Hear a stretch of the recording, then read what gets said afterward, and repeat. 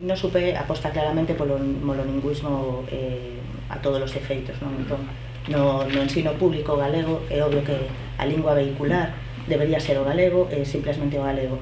De todos os xeitos, no noso programa sigue ben recollido, apostamos por ese monolingüismo, en todo caso, bueno, pola forma reintegracionista, mas recoñecemos tamén os dereitos individuais, non?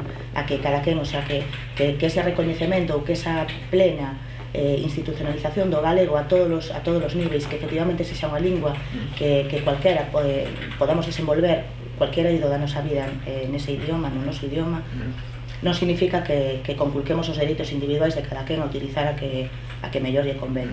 Nos entendemos que non debe ser unha lingua oficial na galega. En todo caso, volvo a repetir, quen o queira empregar, pois que o empregue, mas non recoñecemos a oficialidade, ou non recoñeceríamos, vamos, a oficialidade dese idioma.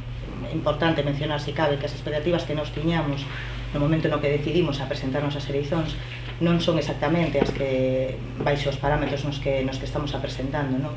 No SUPE apostou sempre, xa é a segunda vez que así o fai, apostar por unha candidatura unitaria de toda a esquerda independentista, porque entendemos que iso sí sería verdadeiramente productivo para poder levar pois todo o que son as reivindicacións e as necesidades de políticas activas para a clase traballadora galega, non?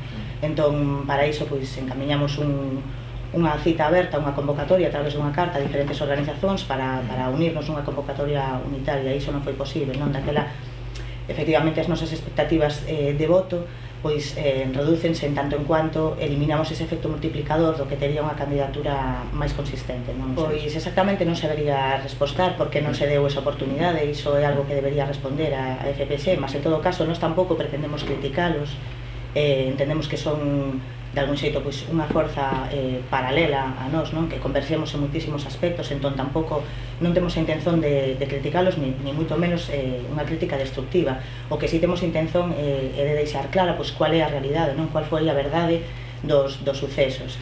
É obvio que apostamos por unha independencia, non? Pola independencia e o socialismo, que para nós deben ir unidos, mas entendemos que para chegar a ese camiño a única maneira é que se faga unha consulta popular, que abran as portas e que recoñezan verdadeiramente, igual que a legislación internacional o fai, que recoñezan o dereito da Galiza a atravesar un proceso de autodeterminación, non? A través dun referendo.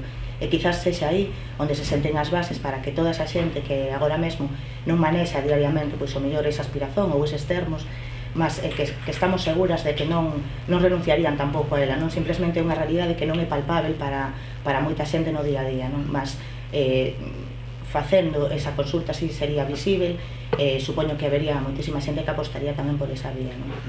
No SUPE decide dun xeito natural que sexan 4 mulleres as que encabecen as listas. Cando digo dun xeito natural me refiro que simplemente consecuencia da política que aplica no día a día, non? Quero dizer, para no SUPE a luta antipatriarcal é un eixo fundamental e inseparável de outro tipo de luitas no seu asir diario, non? Daquela non é un golpe de feito, como moitos poden pretender ver, sino que é simplemente consecuencia, volvo a repetir, pois do seu fundamento ideolóxico e da súa praxe diaria, non? É obvio que racha coa normalidade de outro tipo de organizacións ou de partidos políticos que empregan a muller pois na súa maioría, e tristemente para nós, pois dun xeito ornamental ou anecdótico, non? Quer dizer, efectivamente as mulleres que teñen certo poder e certo peso político na Galiza son moi poucas, non? Home, eu creo que poñerlle números pois é un pouco complicado, non me vou a arriscar tanto, mas en todo caso eu creo que se vai seguir apostando, bueno, pois lamentablemente por este mismo bipartito, non?